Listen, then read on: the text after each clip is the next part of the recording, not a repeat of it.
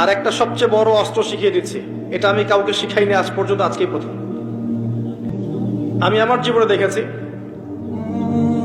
এই ওসিলা করে যা চেয়েছি পাইনি এমন কোনোদিনও যায় নাই, আলহামদুলিল্লাহ। আমি সম্পূর্ণ আল্লাহ পাকের কৃতজ্ঞতা এবং শুকরিয়া আদায় করছি। এইটা ওসিলা করে আমি যা চেয়েছি আমি সারা জীবনে তাই পেয়েছি।